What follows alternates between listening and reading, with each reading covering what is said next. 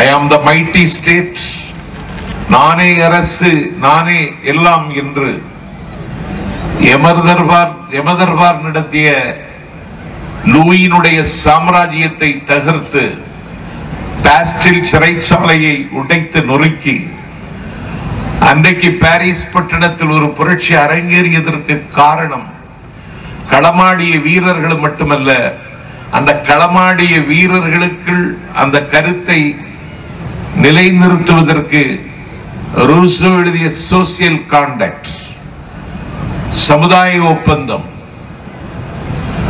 Voltaire, மாண்டஸ்கியூ போன்றவர்கள் எழுதிய புத்தகங்கள் தான் அன்றைக்கு பாரிஸில் புரட்சி சூழ்களுவதற்கான தீயை திசைதோறும் பற்ற வைத்தன. ஆகவே புத்தகங்களை வாசிக்கிற ஒரு தலைமுறை, முறையாக வாசிக்கிற ஒரு தலைமுறை என்னுடைய தமிழ் மண்ணில் உருவாகி விடுமானால் கலாச்சார பாசிசம் காலூன்றுவதற்கு வாய்ப்பில்லை. ஒருவனை ஒருவன் பகைத்துக் கொள்ளக்கூடிய சூழலும் என்னுடைய தமிழ்நாட்டில் அரங்கேற இடமில்லை.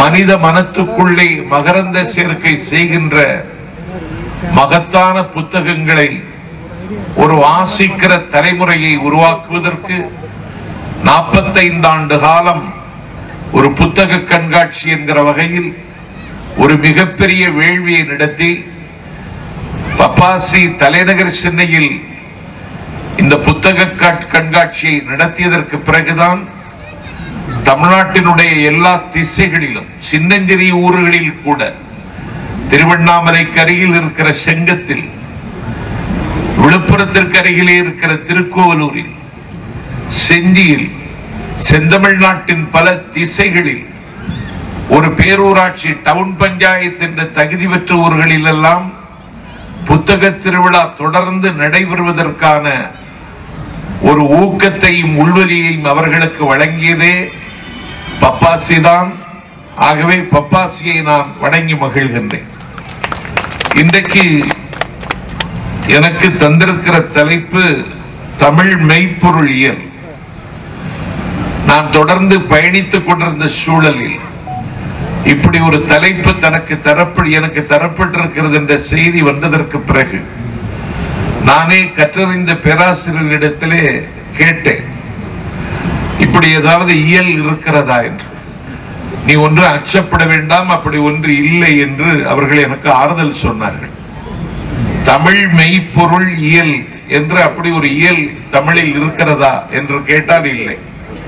ஒரு அறிவார்ந்த தளத்தில் பப்பாசி இயங்குகிறது என்பதற்கு இந்த தலைப்பு ஒரு அத்தாட்சி. இன்னும் சொல்ல போனால் இதை பேசுவதற்கு என்னை அவர்கள் தேர்ந்தெடுத்தது ஏன் என்று முருகனிடத்திலே கேட்டேன். எந்த தலைப்பு தந்தாலும் நீங்கள் பேசுவீர்கள் என்ற நம்பிக்கை தான் எனக்கு உங்களுக்கு இந்த தலைப்பை தர சொன்னதென்றார். அதற்கு பிறகுதான் நான் தேட ஆரம்பித்தேன். ஆகவே மெய்ப்பொருள், எனக்கென்று ஒரு மெய்ப்பொருள் இருக்கிறது தமிழுக்கு. I belong to Dravidian stock. நான் திராவிட பாரம்பரிய களஞ்சியத்தில் இருந்து வந்திருக்கிறேன். I am proud to call myself a Dravidian. என்னை ஒரு திராவிடன் என்று சொல்லிக் கொள்வதில் நான் மிகுந்த பெருமைப்படுகிறேன் என்று நாடாளுமன்றத்தின் அத்தாணி மண்டபத்தில் என் பெருமைக்குரியவர்களே, அகிலம் அண்ணாந்து பார்த்த இந்த தேசத்தினுடைய பிரதமர் பண்டிட் ஜவஹர்லால் நேரு, ஐக்கிய நாட்டு சபையில் காஷ்மீர் பிரச்சனையை பற்றி 6 மணி நேரம் பேசி மயங்கி விழுந்த V.K. கிருஷ்ணமேனன், என் பெருமைக்குரியவர்களே, Y.B. சவான், H.V.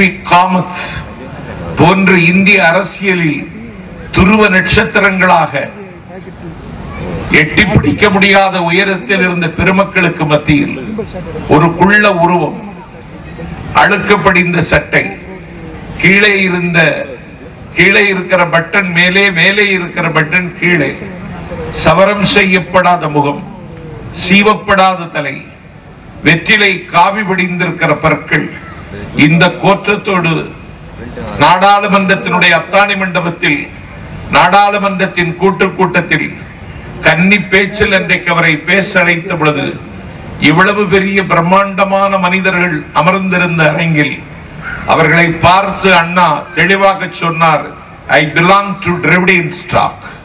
நான் திராவிட பாரம்பரிய களஞ்சியத்தில் இருந்து வந்திருக்கிறேன். I am proud to call myself a Dravidian. என்னை ஒரு திராவிடன் என்று சொல்லிக் கொள்வதில் நான் பெருமைப்படுகிறேன். எது மெய்ப்பொருள் என்று கேட்டீர்களா? இதுதான் இன்றைக்கு மெய்ப்பொருள். இந்த மெய்ப்பொருளை சூறையாடுவதற்கும், இந்த மெய்ப்பொருளை அழித்து சிதைப்பதற்கும், இந்த மெய்ப்பொருளை முன்னெடுத்து செல்லக்கூடியவர்களை தாக்குவதற்கும் இன்றைக்கு ஒரு கூட்டம் தமிழகத்தில் தயாராகி இருக்கின்ற நேரத்தில் இப்படி ஒரு தலைப்பு எனக்கு தந்திருக்கிறார்கள். அதே பேச்சில் அண்ணா அவர்கள் சொன்னார்கள், உலகத்திற்கு கொடுப்பதற்கு எங்களிடத்திலே நிறைய இருக்கின்றன என்றார் அண்ணா. யாரிடத்தில் இருக்கிறது? தமிழர்களிடத்தில் இருக்கிறது. உலகத்திற்கு கொடுப்பதற்கு எனக்கு தமிழர்களிடத்திலே நிறைய இருக்கிறது என்று அண்ணா அன்றைக்கு மார்தட்டி பேசினார் நாடாளுமன்றத்தில்.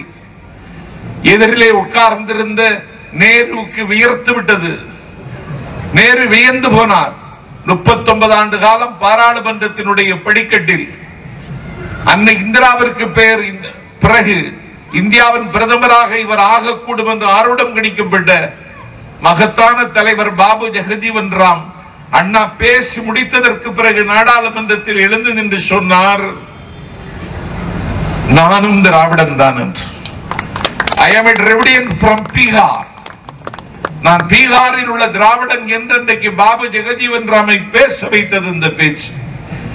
ஆகவே உலகத்திற்கு கொடுப்பதற்கு எங்களிடத்தில் நிறைய மெய்ப்பொருள் இருக்கிறது. எது மெய்ப்பொருள்? அதற்கும் படிக்க வேண்டும். என்ன படிக்க வேண்டும்? கற்று ஈண்டு மெய்ப்பொருள் கண்டார். கற்று எல்லாவற்றையும் கற்று இன்னது இனியது என்று இல்லாமல் கற்று, சமணமா, சாக்கியமா, பௌத்தமா, கௌமாரமா, வைணவமா, வாழ்வியலா, எல்லாவற்றையும் கற்று ஈண்டு மெய்ப்பொருள் கண்டார்.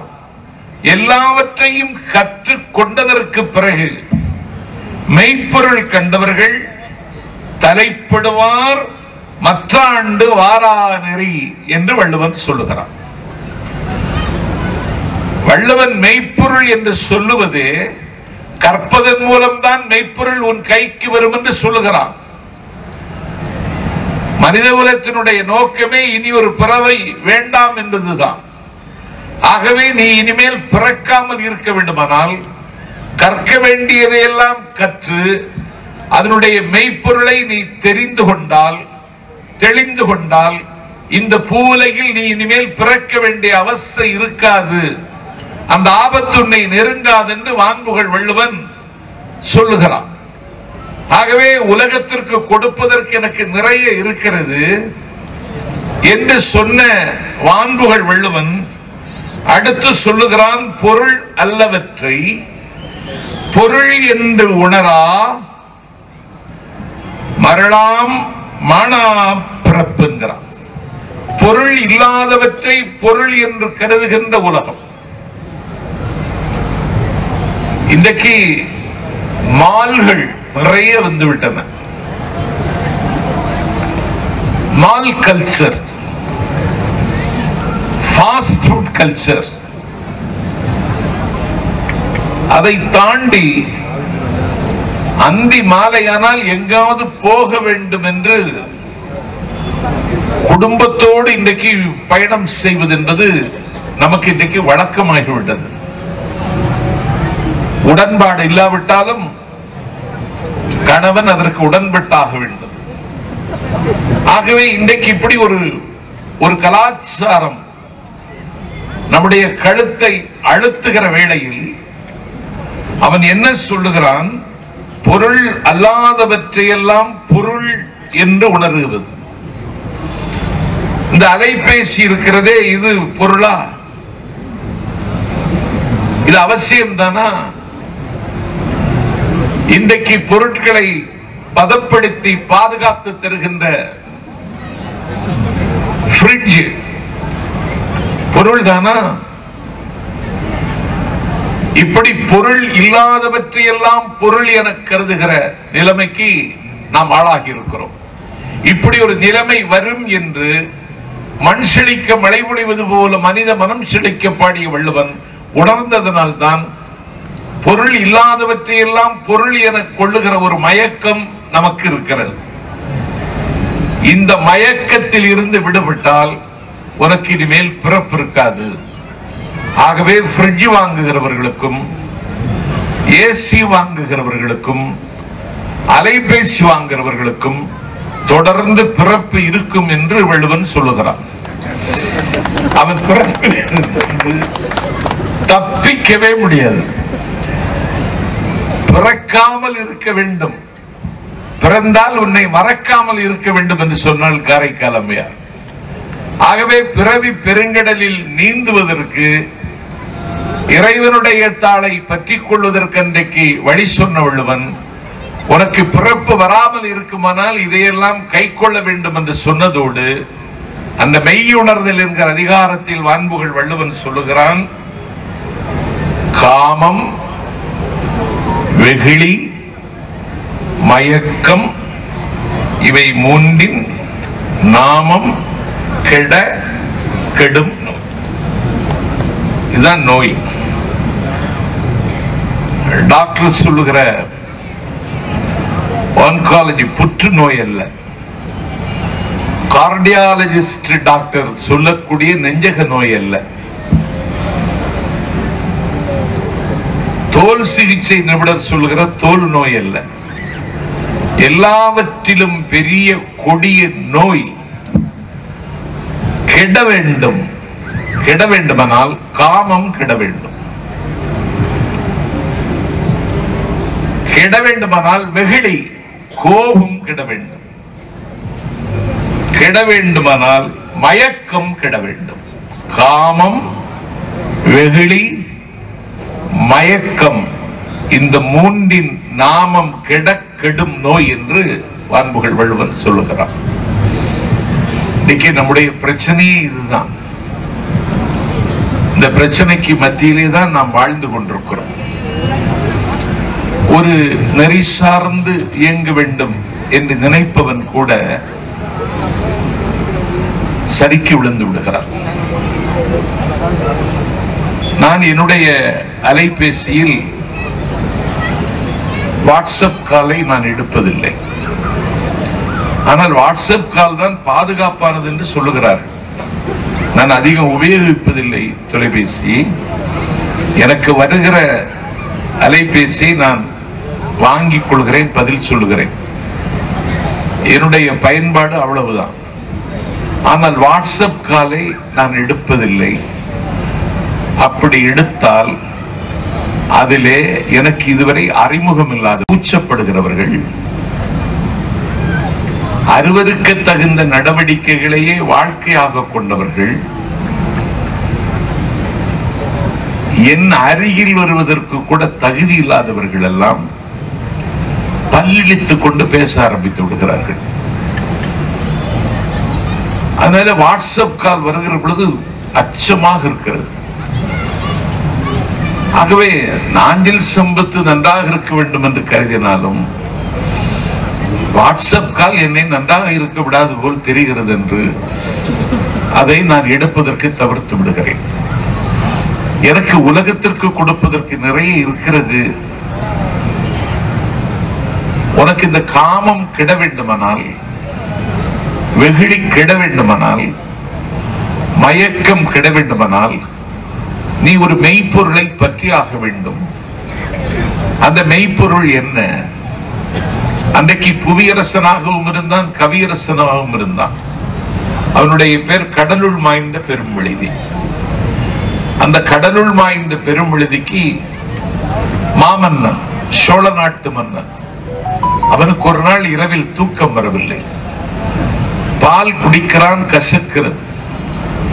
பழம் சாப்பிடுகிறான், புளிக்கிறது.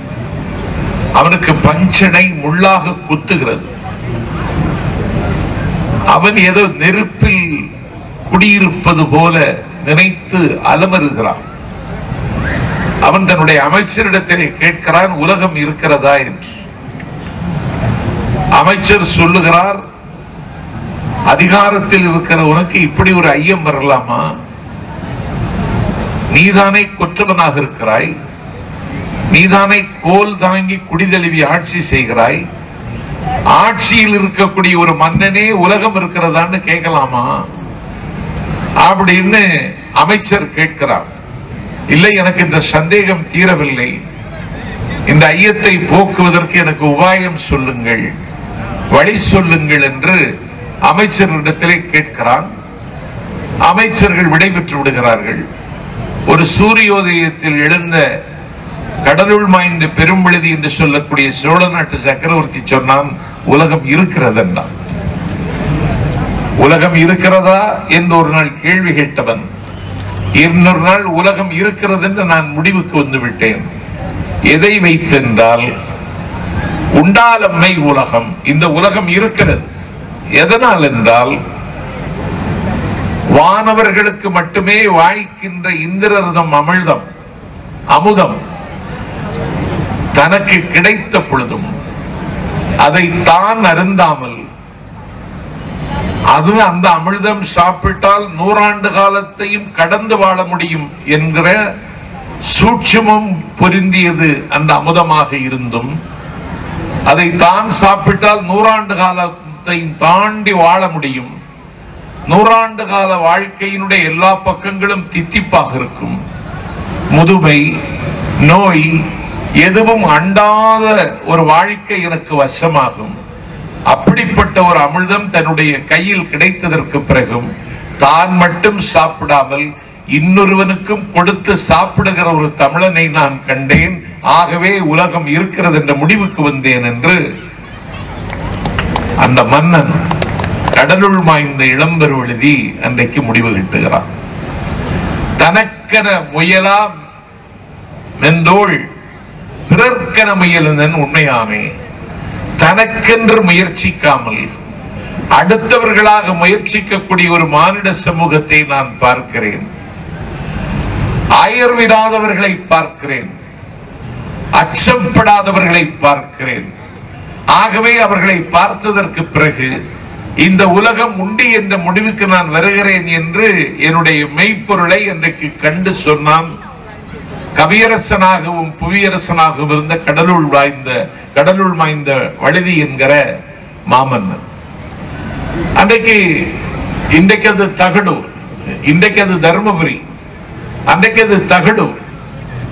அந்த தகடூரிலே ரொம்ப பெருமிதத்தோடு பேசினாரே பேராசிரியர் சேதுபதி, அவர்களுடைய பரம்பு மலையை அன்றைக்கு பாரி ஆண்டதை போல அந்த தகடூர் என்று சொல்லக்கூடிய இன்றைக்கு இருக்கிற தர்மபுரி ஆண்ட மன்னன் அதிகமான் சக்கரவர்த்தி.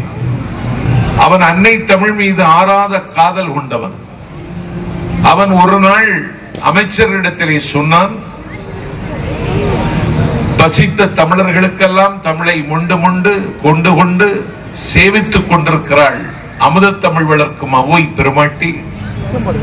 அவளுக்கு நம்முடைய அரசு ஒரு கௌரவத்தை வழங்குவதற்கு கடமைப்பட்டிருக்கிறது. அவளுக்கு என்ன பரிசு கொடுக்கலாம் என்று நீங்கள் முடிவு செய்யுங்கள் என்று அமைச்சர்களை பார்த்து அன்றைக்கு அதிகமான் சக்கரவர்த்தி ஆலோசனையில் ஈடுபட்டான்.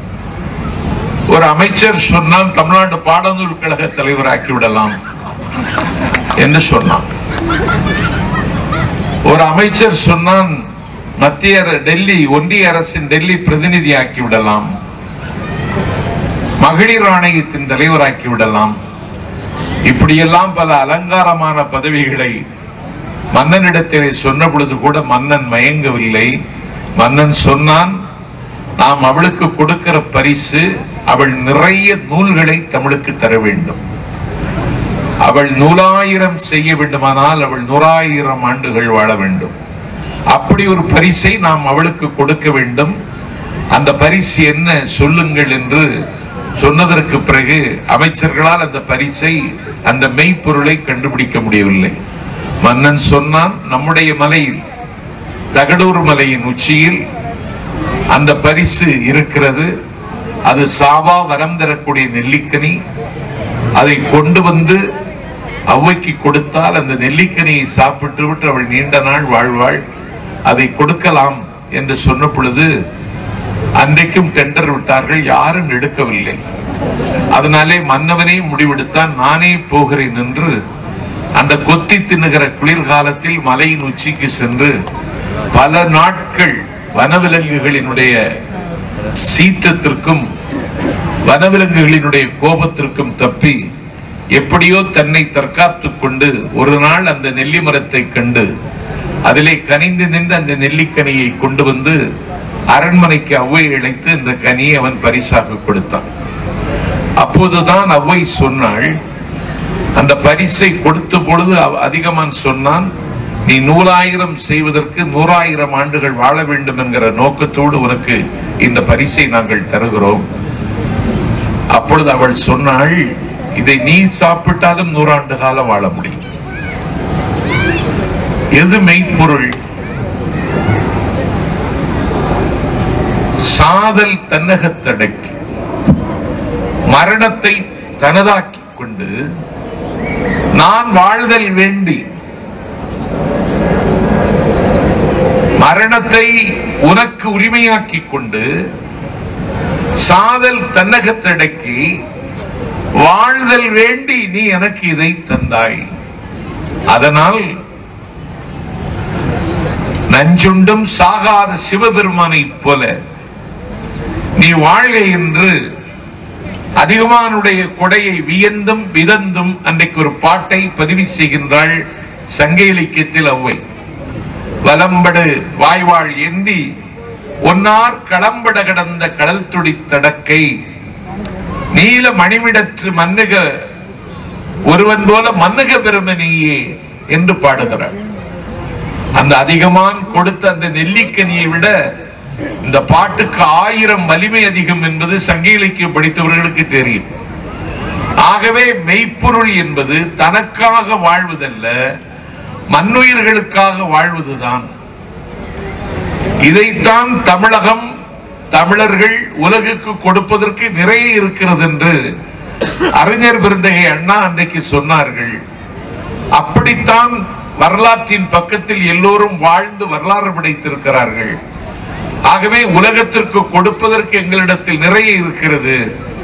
வையாவி பெரும் பேகன் என்று சொன்னாரே பேராசிரியர், அந்த பேகன் அவன் கானகம் செல்லுகிறான். விண்ணை குடைந்து காற்று வீசுகிறது, வெட்டி முறிக்கிறது மின்னல், கொட்டி முழக்குகிறது வானம், சட்ட சடார் என்று மழை விழுந்து விடுமானால் தோகை விரித்து ஆடுகின்ற இந்த கலாப மயிலின் கெதி என்னாகும் என்று கருதி தன் தோளில் கிடக்கிற பொன்னாடையை தூக்கி அந்த மயிலுக்கு போடுகிறான். மயில் அவனிடத்தில் கேட்கவில்லை. தமிழர்களிடத்திலே ஒரு பழக்கம் உண்டு, கொடைவள்ளல் யார் என்று கேட்டால் கர்ணன் என்பார்கள். கர்ணன் கொடைவள்ளல் என்பதிலே எந்த விதமான குற்றமும் இல்லை. ஆனால் கர்ணனை காட்டிலும் சிறந்த கொடைவள்ளல்கள் தமிழ்நாட்டில் இருந்தார்கள். அதிலே ஒருவன் பேகன். ஏனென்றால் அந்த கோல மயில் எனக்கு பொன்னாடைதா, குளிரிலிருந்து என்னை தற்காத்துக் கொள்வதற்கு ஆடைதா என்று கேட்கவில்லை. கேட்டு கொடுப்பதுதான் கொடை. ஆனால் கேளாமல் கொடுப்பதற்கு கொடை மடம் என்று பெயர். அன்றைக்கு பாரியிடத்தில் அந்த முல்லை கொடி எனக்கு கொழுகம்பு வேண்டும் என்று கேட்கவில்லை, கேட்கவே இல்லை. வாடி கிடக்கிற முல்லை கொடியை பார்த்தான். அவனுடைய கண்கள் கசிந்தன. ஐயோ, இப்படி வாடி கிடக்கிறது என்று சொல்லி தான் ஊர்ந்து சென்ற தேரை அதற்கு கொடுத்துவிட்டு அரண்மனைக்கு கால்கள் சிவக்க அவன் நடந்து சென்றான். ஏனென்றால் முல்லை கொடி கேட்காமலே அந்த தேரை கொடுத்து விட்டான். இன்றைக்கு காரை கூட கொடுக்க மறுக்கிறார்கள். அன்றைக்கு தேரையே கொடுத்தான். தேரை கொடுத்து விட்டு அரண்மனைக்கு கால்கள் சிவக்க நடந்து சென்றான். இதை கொடை மடம் என்று எங்கள் தமிழ் சொன்னது. உலகத்திற்கு கொடுப்பதற்கு எங்களிடத்தில் நிறைய இருக்கிறது என்றாரே அண்ணா, அதான் இது. கேட்டு கொடுப்பதுதான் கொடை. கேசவன் கேட்ட யாசகம் என்பார்கள். கர்ணன் கொடைவள்ளல் தான், ஆனால் கேட்டு கொடுத்தவன். பகவான் கண்ணனே போர்க்களத்திற்கு வந்து மார்பிலே அம்புபட்டு போர்க்களத்தில் குற்றியுமாய் குலையுமாய் விழுந்து கிடக்கிறான் கர்ணன். அந்த நேரத்தில் ஒரு யாசகனை போல வந்து பகவான் கண்ணன் கேட்டான், என்ன வேண்டும் என்று கேட்ட பொழுது அப்போது நீ செய்த தான தர்மங்களால் கிடைத்த புண்ணியத்தை எனக்கு தாரை வார்த்துத்தா என்று கேட்டான். தாரை வார்த்து கொடுத்தான் கர்ணன். ஆகவே கொடையின் உச்சம் கண்டவன் தான். ஆனால் உச்சத்திலும் ஒரு உச்சம். அதென்ன உச்சத்திலும் ஒரு உச்சம்?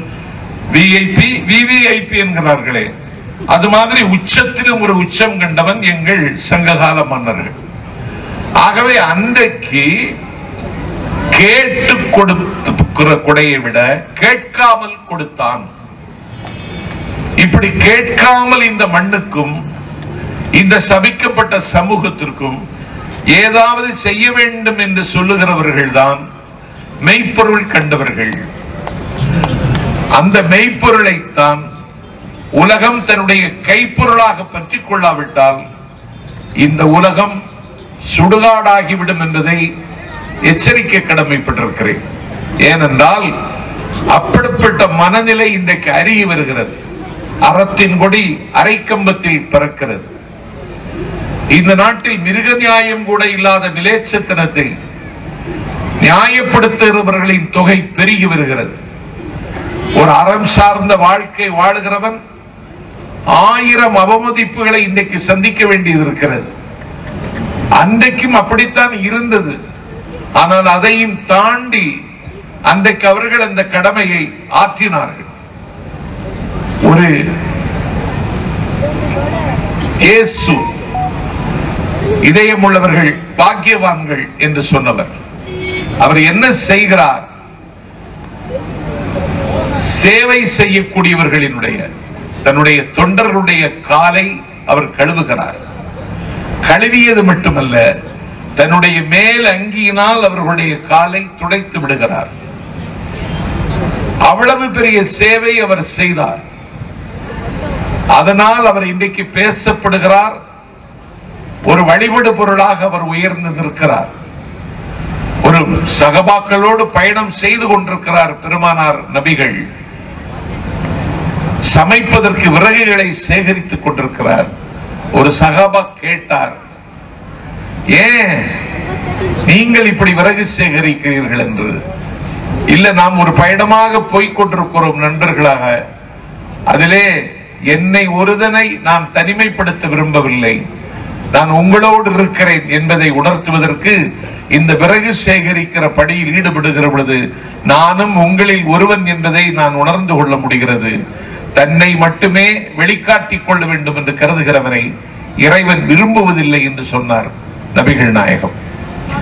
திருப்பதி தேன் கமலக்கூடிய திருவேங்கடமலையில் உட்கார்ந்திருக்கின்றார் 120 ஆண்டு காலம் இந்த மண்ணில் வாழ்ந்த ராமானுஜர். அவரை அன்றைக்கு திருக்கட்சி நம்பிகள் அவர் திருப்பதிக்கு வந்த பொழுது வரவேற்றார். திருக்கட்சி நம்பிகளிடத்திலே ராமானுஜர் கேட்டார், நீங்கள் ஏன் வந்தீர்கள்? யாராவது ஒரு சிறுவன் உங்களுக்கு கிடைக்கவில்லையா என்னை வரவேற்க என்று கேட்ட பொழுது நம்பிகள் சொன்னார்கள், திருப்பதியில் என்னை விட சிறியவன் யார் இருக்கிறார்கள் என்று தன்னை சிறுமைப்படுத்திக் கொண்டு ராமானுஜரை இன்றைக்கு வரவேற்ற நம்பிகளின் கதையை படித்து நான் அழுதிருக்கிறேன். ஆகவே தன்னை உயர்த்துகிறவன் தாழ்த்தப்படுவான், தன்னை தாழ்த்துகிறவன் உயர்த்தப்படுவான் என்று சொல்லுகிறார்கள். ஆகவே இப்படி தன்னை தாழ்த்திக் கொள்வதுதான் தமிழர்கள் உலகத்திற்கு கொடுக்க வேண்டிய மெய்ப்பொருள். அப்படித்தான் இருந்தார்கள். ஆகவே மனித வாழ்க்கை என்பது நிரந்தரம் அல்ல. நீங்களும் நானும் டிரான்சிட் பேசஞ்சர்ஸ். இன்றைக்கு இங்கே பேசிக் கொண்டிருக்கிற நாஞ்சில் சம்பத் நாளைக்கு இதே நேரத்தில் நான் உயிரோடு இருப்பேன் என்பதற்கு எந்த விதமான உத்தரவாதமும் இல்லை. ஆகவே நீ உயிரோடு இருக்கிற காலம், நீ சார்ந்திருக்கிற சமூகத்துக்கு எதையாவது செய்ய வேண்டும் என்பதற்காகவே நீ இந்த உலகத்திற்கு அனுப்பப்பட்டிருக்கிறாய். இதைத்தான் நூலோர்கள் சொன்னார்கள். இதைத்தான் வான்புகழ் வள்ளுவன் சொன்னான். பகுத்துண்டு பல்லுயிர் ஓம்புதல் நூலோர் தொகுத்தவற்றுள் எல்லாம் தலை என்றான். இந்த நூல் நிறைய நூல்கள் எழுதப்பட்டிருக்கின்றன. அதிலே நிறைய செய்திகள் இருக்கிறது.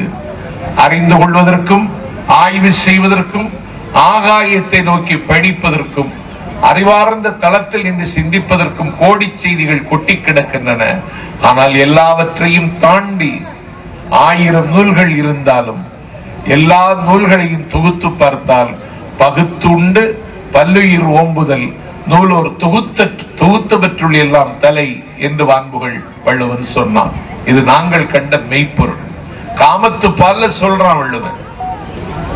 காமத்து பாலில் இன்பம் குறித்து, கலவி குறித்து, ஊடல் குறித்து, மயக்கம் குறித்து, காதல் குறித்து, காமம் குறித்து விதந்தும் வியந்தும் பலபட பேசுகிறவன் ஒரு இடத்திலே வள்ளுவன் சொல்லுகிறான், காதலனும் காதலியும் கலவி செய்கிறார்கள், கணக்கில்லாத இன்பத்தை அனுபவிக்கிறார்கள், அவர்களுடைய நெருக்கத்திற்கு இடையில் காற்று கூட ஊடுருவ முடியாத ஒரு நெருக்கத்தில் அவர்கள் பிணைந்து கிடக்கிறார்கள்.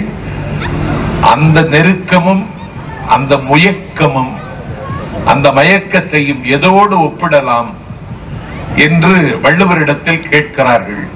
இப்படி ஒரு இளம் பெண்ணும் ஒரு வாலிபனும் இப்படி நெருங்கி மயங்கி முயங்கி கிடக்கிறார்களே, இவர்கள் அனுபவிக்கிற இந்த இன்பத்திற்கு உலகத்தில் ஏதாவது ஓமை இருக்க முடியுமா அப்படின்னு வள்ளுவனிடத்தில் கேட்டார்கள். வள்ளுவர் சொன்னா, இவர்கள் இப்படி நெருங்கி முயங்கி மயங்கி அவர்கள் அனுபவிக்கிற இன்பத்திற்கு ஈடான இன்பம் எது தெரியுமா?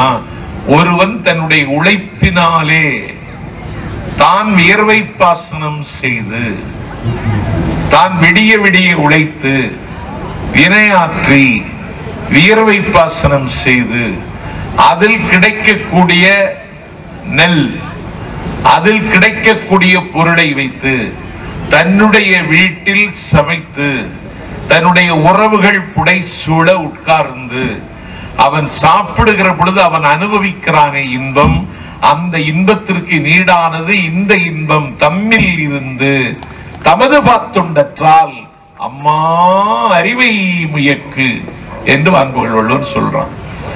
எப்படி சிந்திக்கிறான் பாருங்க. உழைத்து தான் சாப்பிடணும். இன்னைக்கு உழைக்காமல் சாப்பிட வேண்டும் என்று கருதுவருடைய எண்ணிக்கை வாக்காளர் பட்டியலை விட அதிகமாக இருக்கிறது. கடலை கிடப்பதற்கு காகித ஊடம் செய்யலாம் என்று கருதுகிறார்கள். நகம் நனையாமலே நத்தை எடுக்க வேண்டும் என்று நினைக்கிறார்கள். ஒரு தேர்விலேயே வெற்றி பெற்று அதிகார நாற்காலியில் வந்து உட்கார்ந்து விட வேண்டும் என்று ஆசைப்படுகிறார்கள். என் பெருமைக்குரியவர்களே, தம்மில் இருந்து தமது பாத்துண்டற்றால் தன்னுடைய உழைப்பில் தன்னுடைய வியர்வை பாசனத்தில் விளைந்த பொருளை வைத்து அதை வீட்டில் சமைத்து தன்னுடைய உறவுகளோடு கூடியிருந்து சாப்பிடுகிற பொழுது அதிலே கிடைக்கிற மகிழ்ச்சி, அதிலே கிடைக்கிற மனநிறைவு அவர்கள் இருவரும் கொண்டிருக்கிற நெருக்கத்திற்கும் முயக்கத்திற்கும் மயக்கத்திற்கும் ஈடாகும் என்று வான்புகள் வள்ளுவன் சிந்திக்கிறார்கள் என்றால், உலகத்திற்கு நாங்கள் சொல்ல வேண்டிய மொய்ப்பொருள் இதுதான். உழைத்து சாப்பிட வேண்டும். உழைப்பிலேதான் இந்த உலகம் இயங்கிக் கொண்டிருக்கிறது.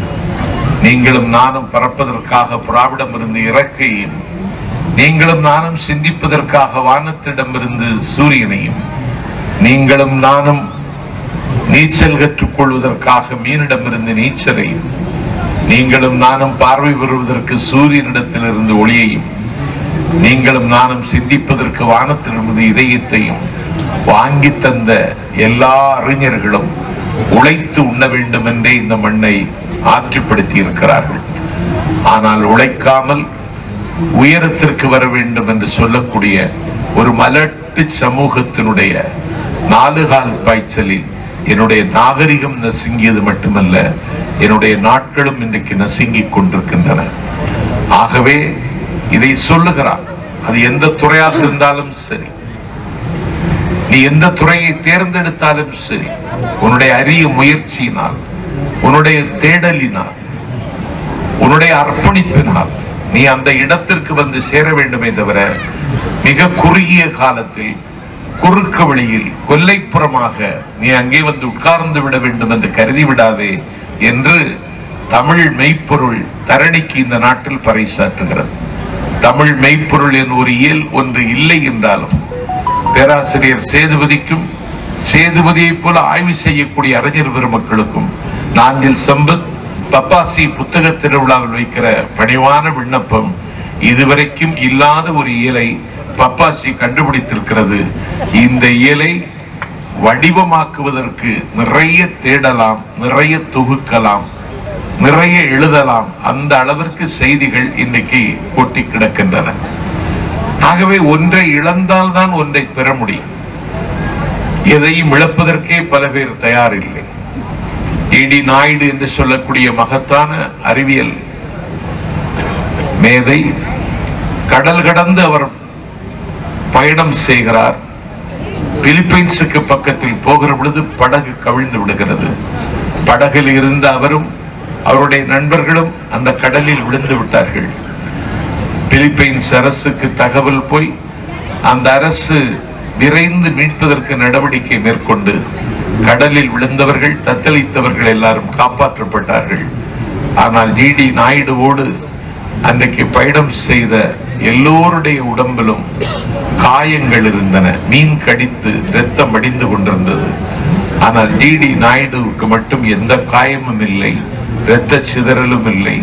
அப்பொழுது ஒரு பத்திரிகையாளர் டி நாயுடம் கேட்டார், கடலில் உங்களோடு சேர்ந்து கடலில் விழுந்தவர்கள் உடம்பில் எல்லாம் காயம், அவர்களை மீன் கடித்திருக்கிறது, ஆனால் உங்களுக்கு மட்டும் காயம் இல்லாமல் நீங்கள் ஏன் தப்பினீர்கள் என்று கேட்டார். அப்பொழுது டி நாயுடு சொன்னார், ஒன்றும் இல்லை, நான் மீனை கடிப்பதில்லை, அதனால் என்னை மீன் கடிக்கவில்லை என்றார். இது ஒரு மெய்ப்பொருள். நீ தேடினாதான் கிடைக்கும். நீ எதை செய்கிறாயோ அதுதான் உனக்கு திரும்ப வரும் என்பதை டி நாயுடுனுடைய வாழ்க்கையில் ஒரு சம்பவத்தில் இன்றைக்கு அவர் பதிவு செய்து விடுகிறார். அதனால ஆசை, அத்தனைக்கு ஆசைப்படன்னு ஒருத்தன் சொல்றான், ஆபத்தானவன் அவன். அத்தனைக்கு ஆசைப்படக்கூடாது. ஆசைப்படலாம்,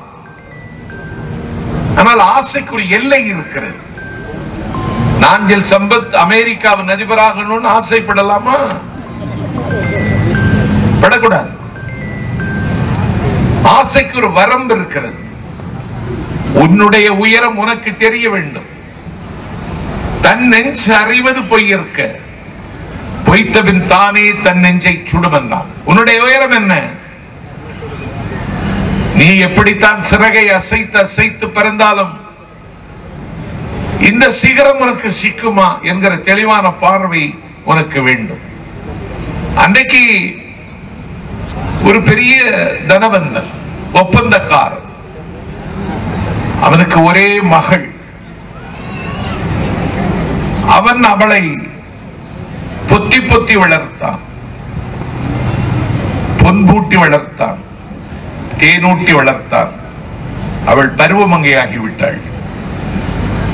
காதலிக்கிற வயது, கல்யாணம் செய்து கொள்ள வேண்டிய வயது. அவளை எதிர்த்த வீட்டில் இருக்கின்ற ஒரு எளிய தமிழாசிரியனுடைய மகன், அவள் பேர் அஞ்சலி, இவன் பேர் அபிஷேக். அவன் காதலித்தான். அந்த காதல் செயற்பட தொடங்கிற்று. அவர்களுக்கு உண்டான காதல் லைலா மஜ்னு காதலை போல நாளும் தீவிரமாக வளர்ந்து கொண்டிருந்தது. மனம் செய்து கொண்டால் இவனைத்தான் மனம் செய்து கொண்டேன், மானிடர்க்கென்று பேச்சுப்படியில் வாழகில்லேன், கல்யாணம் செய்து கொண்டால் கண்ணனைத்தான் கல்யாணம் செய்து கொள்வேன் என்று ஆண்டாள் நாச்சியார் சொன்னதை போல அவளும், நான் எவ்வளவு வசந்த மாளிகையில் வாழ்ந்தாலும், ஆகாயமிழாவிய மாளிகையில் என்னை என் தந்தை உட்கார வைத்திருந்தாலும், கோடி பொன்களை என் மீது கொட்டி சொரிந்தாலும், நான் வாழ்க்கைப்பட்டால் வசதியும் வாய்ப்பும் இல்லாத எதிர்த்து விட்டு எளிய தமிழாசிரியனுடைய மகனுக்குத்தான் நான் வாழ்க்கைப்படுவேன் என்பதில் அவள் வைராக்கியமாக இருந்தாள்.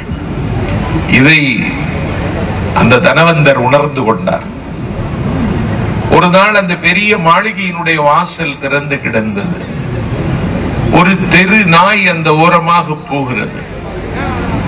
அந்த தெரு நாய் அந்த வாசலுக்குள்ளே எட்டி பார்க்கிறது. அங்கே ஒரு பெரிய கூண்டு, அதிலேயே 2 பேர் குடும்பம் நடத்தலாம். அப்படி ஒரு பெரிய கூண்டு. அதிலே அந்த முரட்டு பணக்காரனுடைய முரட்டு நாய் படுத்து கிடக்கிறது. கழுத்து வரைக்கும் கொழுத்து கிடக்கிற அந்த நாயை பார்த்து இந்த தெருநாய் கேட்டது, உனக்கு இப்படியே சிறைப்பட்டிருப்பது சுகமா?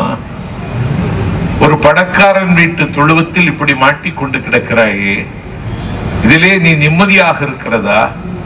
உனக்கு இது நிலையான மகிழ்ச்சியை தருகிறதா? நாங்கள் அங்காடி நாய் தான், ஆனால் நாங்கள் மகிழ்ச்சியாக இருக்கிறோம். ஒவ்வொரு இடத்திலும் போய் சாப்பிடுகிறோம், விதவிதமான உணவுகளை சாப்பிடுகிறோம், வேப்ப மரத்து நிழலில் துயில்கிறோம், எல்லா ஊர்களையும் பார்க்கிறோம், தேர் திருவிழாவை கண்களிக்க காணுகிறோம், தெருவெல்லாம் சுற்றி வருகிறோம். எங்களுக்கு சுதந்திரத்தில் 1000 பங்கு சுதந்திரமும் உரிமையும் மறுக்கப்பட்டவராக இந்த கூண்டுக்குள்ளே கிடக்கிறாய். உனக்கு அது சுகமாக இருக்கிறதா? இந்த விலங்கை உடைத்து விட்டு பூட்டிய இருப்பு கூட்டின் கதவு திறந்து வெளியே வா என்று தெருநாய் அந்த நாயை இழைத்தது. அப்பொழுது அந்த நாய் சொன்னது, நான் சுதந்திரத்தை விரும்புகிறேன், விடுதலையை விரும்புகிறேன், உங்களோடு வரத்தான் எனக்கும் விருப்பமாக இருக்கிறது. ஆனால் எனக்கு இங்கே ஒரு ஆப்பர்ச்சுனிட்டி இருக்கிறது. என்ன ஆப்பர்ச்சுனிட்டி என்று தெருநாய் கேட்டது. அந்த நாய் சொன்னது, ஒன்றும் இல்லை, எங்கள் வீட்டு முதலாளியினுடைய மகள் பருவக்கன்னியாக இருக்கிறாள், கல்யாண வயதிற்கு தகுதி உள்ளவளாகிவிட்டாள். அவள் எதிர்த்த வீட்டு ஒரு வறியவனுடைய மகனுக்கு வாழ்க்கைப்படுவதற்கு அவள் முடிவெடுத்து விட்டான். ஆனால் எங்கள் வீட்டு முதலாளி அதை ஒத்துக்கொள்ளவில்லை. என் வீட்டு நாய்க்கு உன்னை கட்டி வைத்தாலும் கட்டி வைப்பேனே தவிர எதிர்த்து வீட்டு பயலுக்கு கட்டி வைக்க மாட்டேன் என்பதில் எங்கள் முதலாளி உறுதியாக இருக்கிறார். அந்த ஆப்பர்ச்சுனிட்டிக்காக நான் காத்திருக்கிறேன் என்று அந்த நாய் சொன்னதாம். இது எந்த நாய் சொன்ன கதை என்று என்னிடத்தில் கேட்காதீர்கள். இப்படித்தான் உலகம் இருக்கிறது. என்னுடைய உயரம் தெரியாமல், என்னுடைய விசாலம் தெரியாமல், என்னுடைய ஆழத்தை நானே அறிந்து கொள்ளாமல் இந்த நாட்டில் நாம் அத்தனைக்கும் ஆசைப்படுகிறோம். ஆகவே காமம், வெகுளி, மயக்கம், இது 3ம் கெடும் நோய். இந்த 3ம் கெட்டுட்டுனா எந்த நோய் வராது. நீங்க சொல்ற கேன்சர், மாரடைப்பு, சர்க்கரை என்று சொல்லக்கூடிய விதவிதமான நோய்கள் நவமாக நம்மை நாளும் தாக்குகின்றனவே, இந்த 3ம் கெட்டுட்டா அது வராது. இதை பரீட்சித்து பார்ப்பது எப்படி? வாழ்ந்து பார்த்தால் தான் தெரியும்.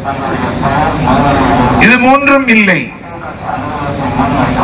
இது 3ம் யார் அதை கெட வைத்தார்களோ அவர்களை எந்த நோயும் அண்டாது. ஆனால் அதற்கு நீங்களோ நானோ, நம்மில் யாரும் இன்றைக்கு அதற்கு தயாராக இல்லை.